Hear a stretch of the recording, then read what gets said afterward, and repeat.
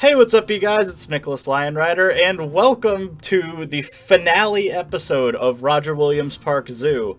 I thought there was no better host to do this episode with than my good buddy, my real life best friend, Cole. Hello everyone, I'm back again. I was here a while ago, but it has been a long time. Yes, so Cole, you were with my two other buddies, Brett and Peter, on the Moon Bear episode, I think.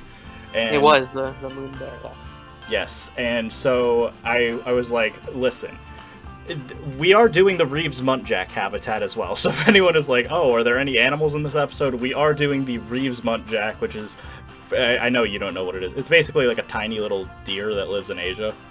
And it's basically this little reject habitat that's kind of at the end of the zoo that a lot of people forget about. But it's there, and it's cute, and so we're going to work on that. But the reason I brought Cole today is because I am going to be talking predominantly about the second part of this episode, which is going to be the Shawn Feinstein Junior Scholar Wetlands Trail. And you might be like, what does that even mean? Why is this even important?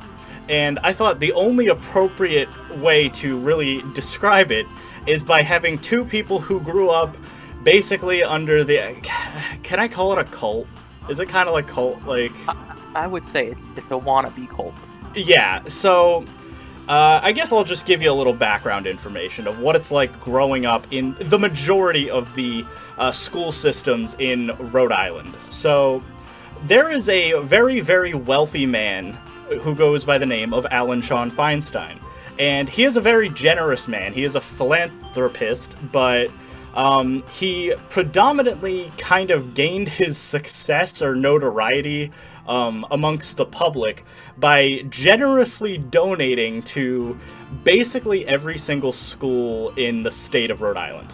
Like, to the point where many, if not all, the schools are named after him to some extent. They are, at minimum, were named the, I think it's the Feinstein Junior Scholars School or something. I'm not sure. I do have the statistic in this article here from the Providence Journal. It is over 50% of the schools over in Rhode 50% Island that he donates to on a regular basis. Yes. So you might be like, oh, well, that's really generous, right? But like I said, and I'm sure you have the stats pulled up about this, a weird aspect of it is that in order to donate or to receive the donations, he requires that the school name themselves after him to some extent. Like I said, there are some cases where they are literally just the Shawn Feinstein Middle School or Shawn Feinstein Elementary School or whatever. Or sometimes a lot of schools throughout the state will go with just a Feinstein School or something. Feinstein Leadership School. Oh, thank you. A Feinstein Leadership School. And again, this is basically a thing that pretty much anywhere in the state, if you grew up at least in the 2000s or maybe, I mean, to this day, I guess, like he's still around, you just know the weird kind of mantras and stuff. So here's what it's like. I want you to imagine you're an elementary school kid growing up in Rhode Island. You're going to get on the intercom an announcement that, look who's here, everybody, from your principal, and then, hey, what's up, you kids? How are you doing? And then it's like, oh my god, it's Shawn Feinstein. Because like I said, this is like a celebrity amongst children within Rhode Island.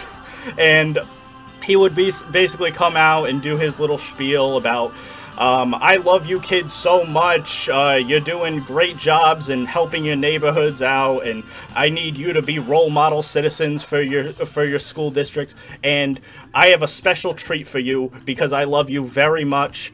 I have provided you a special ticket, and on this special ticket is going to give you access to many attractions throughout New England, including, and this is where this comes in, it was very common that you would get, at least for a time, access to a free ticket to the Roger Williams Park Zoo. Now, this changed over time, and these tickets were basically very, very, like, I guess, expensive in quality. Like, you got access to a lot of stuff, like United States of America and the zoo, the aquarium, IMAX, Monster Mini Golf. Yeah. The Naval War Museum, like... Oh, yep. The Providence Children's Museum, yep. I believe you. Which... there was a lot. There was a lot that and it was all listed on the back of the card. And it changed every time he brought new cards. There'd be new things there or things taken away. Yeah. Constantly.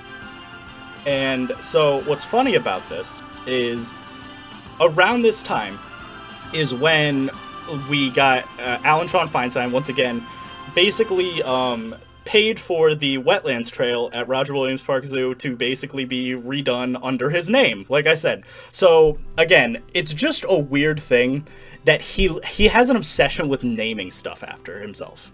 And it's only in Rhode Island. He has kind of branched out since now Kenya. to there is a school in Kenya. Yep, he has branched out now to Africa. He has a school in Kenya named after him. But for the most part, everything was the Shawn Feinstein IMAX Theater, the Shawn Feinstein Wetlands Trail, the Shawn Feinstein Junior Scholar, whatever, Leadership School. This is the middle school. This is the Shawn Feinstein trophy thing. I remember he had, one of the things was at McCoy Stadium. He had a thing for the Pawtucket Red Sox. You could go and, get like popcorn there or whatever. Like, he had connections with basically any entertainment spot in school within the state, like to the point where if you just say his name, everyone wherever you're from, whether you're from Woonsocket or Coventry or Warwick or Providence, they know who he is.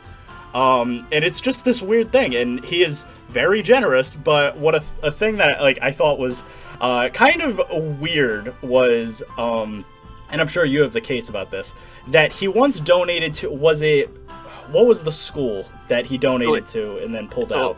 It was the Westerly Middle School. He was going to donate $1 million when the school, on contingency that the school would become named after him. The parents in that school district objected, and so he completely withdrew his probably multi-million-dollar donation, I'd assume. It was $1 million. $1 million, yeah. He withdrew it completely with the quote, "If it's going to cause any friction whatsoever, I would rather withdraw the offer." Wow. So, again, and I can't say, he's a bad person by any metric, because that's the other issue is, while the stuff around his, again, kind of weird, childlike, I don't know. I don't even know. It's like kind of like a weird like church-like scenario, because it was very common that you would get Shawn Feinstein to come into your gymnasium or something. Everyone would be sitting down, crisscross applesauce, and he would come in and do his little spiel and say how much he loves you, and you can come up to him at any time and give him a high five, a hug, or a kiss or whatever. I believe it was high five, handshake, or hug. A handshake or hug. Yeah. No kissing. Yeah. But he would come, he would come around and that was always a thing, and then he would always end the mantra, "See you later, alligator." In a while, crocodile. And every child in Rhode Island would say this, no matter what. Throughout the hallways in the school, everyone knew the mantras.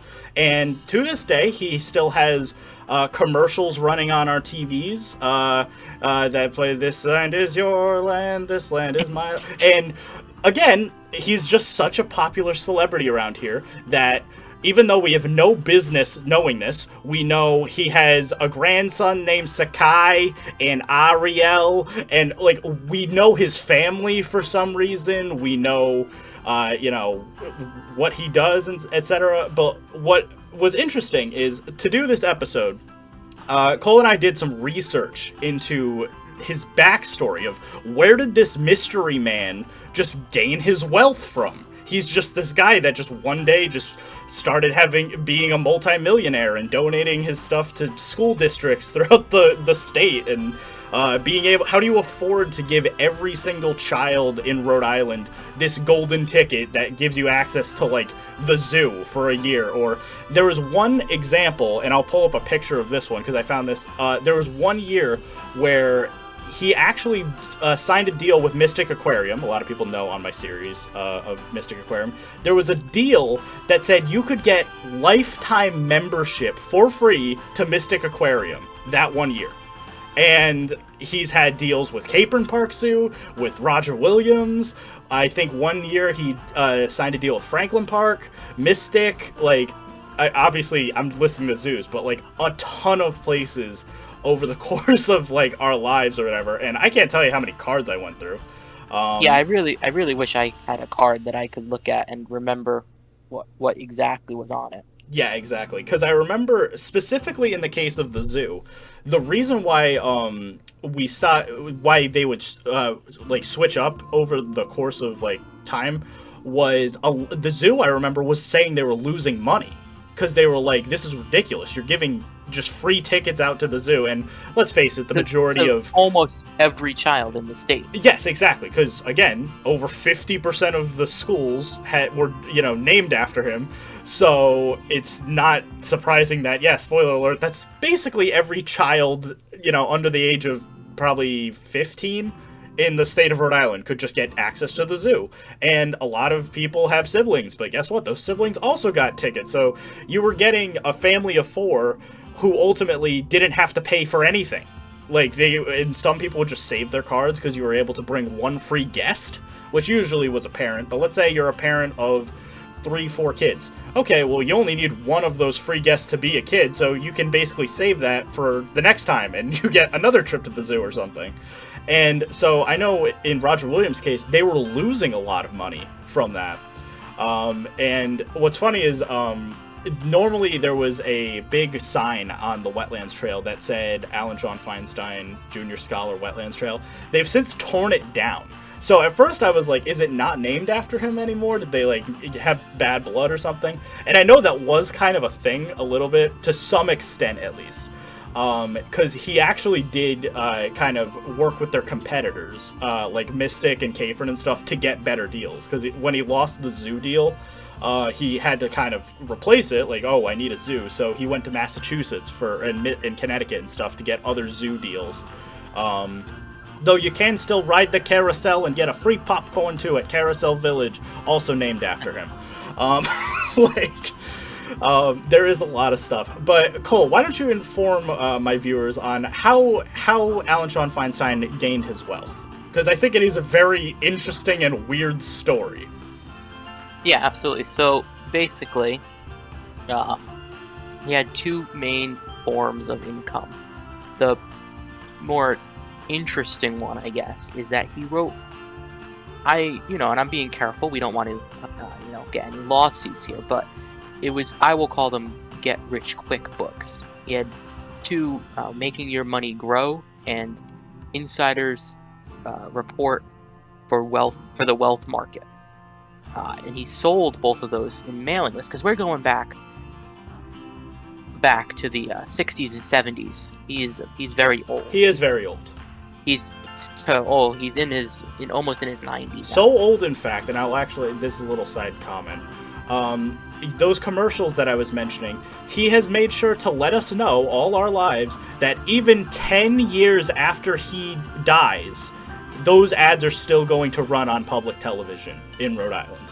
So, I mean, obviously he, is still alive, so they're running. But let's say he was to drop dead next year or something. Those ads are still running until 2032.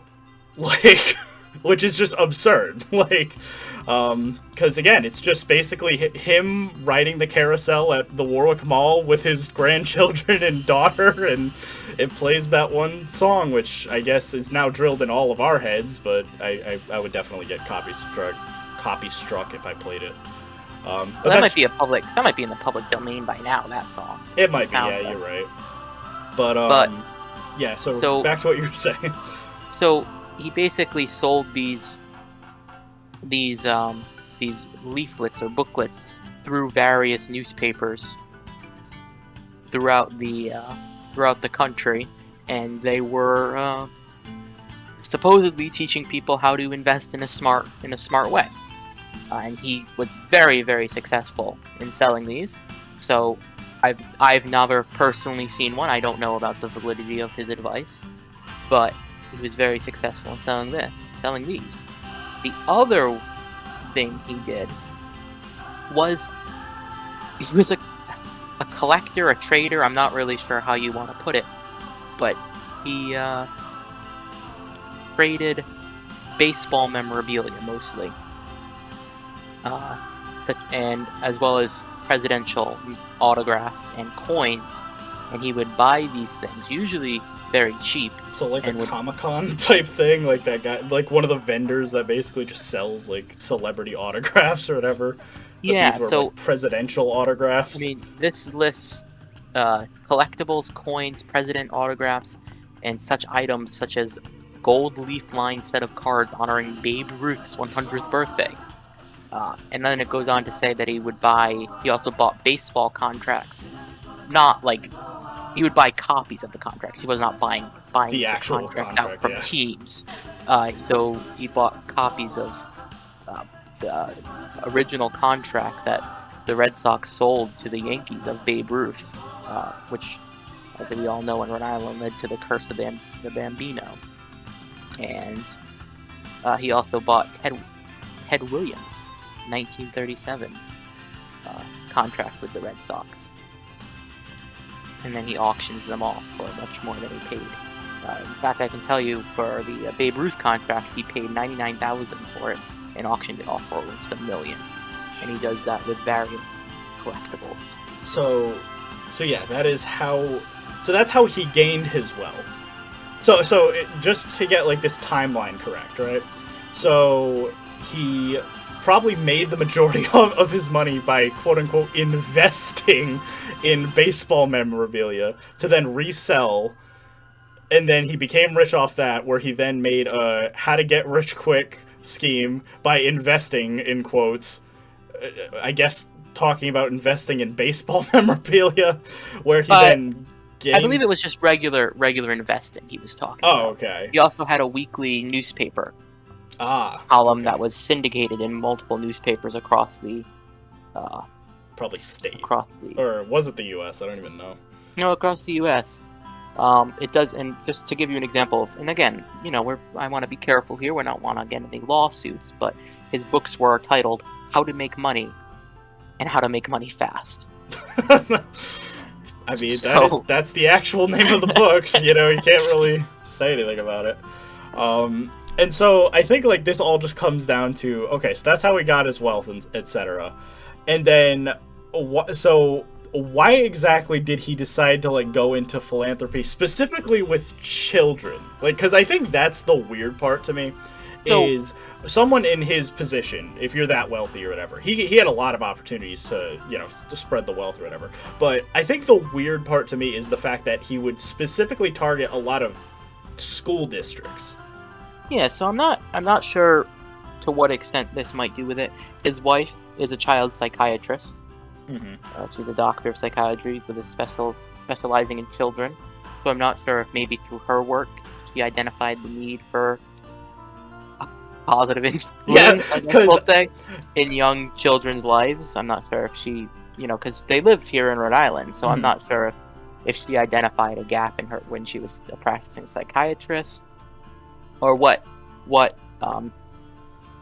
the reasoning enticed them to go into the philanthropy with, especially in children. They also like to they donate a lot of money to fighting world hunger. Oh, well, so that's kind of the thing, is on one hand, I think it's nice, obviously he's a very generous man, and all of his money does go directly into benefiting people, whether it be especially in our case, we definitely did reap the rewards of growing up in Rhode Island by getting free tickets to the zoo and aquarium and IMAX. I remember the IMAX thing was a big deal. I don't know if you have any details about that, but there was a big lawsuit about the Feinstein IMAX theater that was at Providence Place Mall. Yeah, I do have some details about that, if that's something you wanted to go into. Yeah, sure, we can go into it. So the IMAX theater, so Providence Place Mall, has our one IMAX theater here in Rhode Island, because we have one of everything here in the smallest state. One zoo, one IMAX, one skating rink. We do have 2 Chick-fil-A's now, I learned. Oh, that's We're good. up to 2. They opened a new one in Providence. And then we have 500 Dunkin' Donuts. Well, at least. So, in 2003, he signed an agreement to have the IMAX theater in Providence Place Mall named after him. And this was for $1.4 million, paid over 5 years. And of course, it included the stipulation that there would be free tickets given to students participating in His the program. Feinstein Junior Scholar Program. Which, by And the way, this- how did we even get into that? Like, that was the other, like, weird aspect I never understood growing up. He would just be So- like, you're a Feinstein Junior Scholar, but it's like, we didn't do anything to do it. It was just, we were So just kind of in the stated school. the stated reason was that we did good deeds. You would get the cards for good deeds. But in reality, We just got everyone the has cards, got yeah. one. Because I always, like, wondered that. I was like, what did we even do? And apparently, according to what I'm reading, I'm not sure if I don't have any memory of this because we're going back. I mean, I was only 5 years old. 5 years old, yeah. This is kindergarten for But us. apparently, the IMAX theater tickets were not free; they were discounted for Feinstein Junior Scholar. They were free for if you did direct community service with the Feinstein Scholarship. Ah, gotcha. Feinstein. Because that was the golden card, right? Like, everyone got the white cards, but if you did something especially charitable or kind or something, you got, like, a special golden version of the card. And maybe that's the one that got you free admission. Mhm. But anyway, what basically ended up happening was, again, now he donated he paid. I guess this wasn't, you don't donate to IMAX. So I guess he paid $1.4 million for the naming rights to this IMAX theater. However, IMAX ended up eventually selling their location in Providence Place Mall to National Amusements, who then didn't refuse to honor the agreement to continue with the Feinstein name. And there was a tickets. lawsuit about it. His name was removed, and he ended up. Oh yes, and tickets. They also no longer gave free tickets. To any children or whatever. And so he actually ended up filing a lawsuit against them for taking his name off the IMAX theater. However, they settled out of court for an undisclosed amount, but National Amusements asserted that they had no obligation to continue with the name of the theater, as they only bought the location and the furniture of the furniture of the location, and no obligations or debts that were associated with it. So basically, he paid $1.4 million to have the IMAX named after Rhode Island. Why? Well, get his name out there, right? That's what this is all about. It's all about putting his name out there and having him be recognized by everyone in the state. And it is true, because, like I said, I can reiterate this as much as you want, but, like, everyone growing up in Rhode Island, including parents and stuff, because obviously there's, if you're a child, you obviously know him, but the parents also recognize him because, Mom, can we go to the zoo? Shawn Feinstein gave us our card this year and we got free tickets, and it's like, okay, well, I guess we can. And so obviously, and then we'd also be sent home with like sweatshirts. I know that was like a huge thing. People used to wear the Feinstein Junior Scholar sweatshirts. Yeah, they were just gray sweatshirts with red lettering, but people wore them. Yeah, I'll pull up a picture, because it was basically just this gray sweatshirt with a red lettering that said Feinstein Junior Scholar, and then on the back you would have whatever your school was. So I'm not gonna dox myself, but obviously, like, we had like whatever our elementary school or middle school or whatever name on that, so that was like always a thing. Yeah, I mean, we're kind of close to wrapping up today's episode. So I guess I should probably a little bit talk about the actual Feinstein Wetlands Trail, because this is the finale episode, so I should probably address it. So basically the Wetlands Trail, the main reason I haven't been talking about it is there's nothing in it. That's the main thing. It is literally just a swamp. So it is a nice little leisurely nature trek or whatever. But a thing that I actually do want to point out that you may have noticed is there's little logs that are sometimes like sprinkled out throughout the trail. And a lot of people are like, why are there logs? Like, what is that reasoning? It's because the main reason we have those is every October, Roger Williams Park Zoo does their Jack-o'-lantern Spectacular, which is basically, they've been doing a lot of different seasonal events this last year, I think basically to compensate for COVID. But the Jack-o'-lantern Spectacular was actually Julie and I's very first date. It was the first place I took Julie. But it's essentially a along the Wetlands Trail, they just filled it with like thousands of jack-o'-lanterns. So they were all like hand carved by a bunch of artisans, I guess, pumpkin artisans. And they make like, I think they have local people do it, and yeah, because I know some of artists. them are actual like professional, like this is what they do, and then a lot of the smaller ones are made by, I know, schools and stuff that are local, and things of that nature. And usually they all have different themes, so sometimes they do pop culture movies like Harry Potter or Star Wars or something. Usually they have some generic animal ones that are like just, oh, this is a really well-made tiger or zebra or something. And then usually they always have some themes to go along with it. So sometimes, I remember the first year that Julie and I went, they had basically like time periods as a theme. So there was like a caveman section where there was like a really cool woolly mammoth one, and then a saber-toothed tiger, and cavemen and dinosaurs and stuff. Then they had another one that was like Egypt, and you had a bunch of Egyptian stuff. And like, it's actually a pretty cool event. It's probably one of the nicer events that are just kind of the walkthrough things. The only issue with it is it's very short, because it's looking at pumpkins for 15 minutes and then you kind of shoot out of the zoo and there's no animals. But it can be chilly in the winter. That is true, yeah. It is like October. Oh, not the winter, the fall. Sorry. Yeah, but it's kind of a big thing, because a lot of the local businesses around here, like Cardi's and obviously like Bank RI and stuff, usually I think Citizens even usually participates. They usually throw in like little promotions and stuff to kind of help support it. And it's just kind of a nice little event. And like I said, it's pretty much the only reason I go to the Wetlands Trail. I was really dreading doing this entire thing. Well, first off, I wanted you here because we had to talk about Shawn Feinstein. But the main reason I was dreading doing this entire thing is because it's kind of like, there's not much to it. It's just kind of placing down some plants and trails or whatever. And that was it. And so other than the handful of logs, there wasn't a ton to talk about. So I am glad that I have you here, because we are able to dive into the deep lore of growing up in Rhode Island with the man, the myth, the legend, Shawn Feinstein. Yeah, I think there's still a few other things we need to mention as well about him, because his family. You briefly touched on his family. Of course. But one other thing I wanted to mention is that his one of his children, Layla Feinstein, not only does she have schools named after her, she has an elementary school named after her in Providence. Oh, I didn't even know that. I didn't know that it extended to his the Layla family. Oh, sorry, no, that's Lillian Feinstein Elementary School. I'm not sure. Is Lillian a granddaughter? I'm not even sure. Like, I didn't know that this extended to, now it's like kind of bleeding into like other family members that are also named. I mean, maybe that's his wife? I have no idea.